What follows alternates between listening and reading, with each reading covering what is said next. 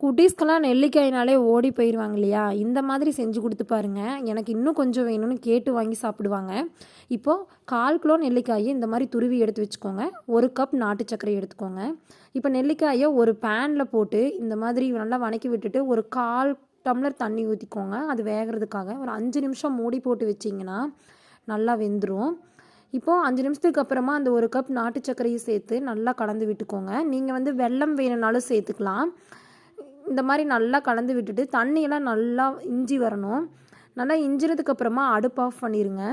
இப்போது இது கூட நட்ஸ் ஏதாவது வேணும்னா நீங்கள் சேர்த்துக்கலாம். நான் இன்றைக்கி பாதாமை சின்ன சின்ன குட்டி குட்டி பீசஸாக சேர்த்துருக்கேன். நீங்கள் இதுக்கு பூசணி விதை, முந்திரி எது வேணாலும் சேர்த்துக்கலாம். நல்லா ஆறுனதுக்கப்புறமா ஒரு ஏர்டைட் கண்டெய்னரில் போட்டு சேவ் பண்ணி வச்சுக்கோங்க. அவ்வளோதான், நெல்லிக்காய் குல்கந்து ரெடி ஆயிடுச்சு. இது நீங்கள் ரொம்ப நாளைக்கு ஸ்டோர் பண்ணி வச்சு சாப்பிட்டுக்கலாம். நீங்களும் இந்த மாதிரி செஞ்சு பார்த்துட்டு எப்படி இருக்குன்னு கமெண்ட்டில் சொல்லுங்கள். தேங்க்யூ.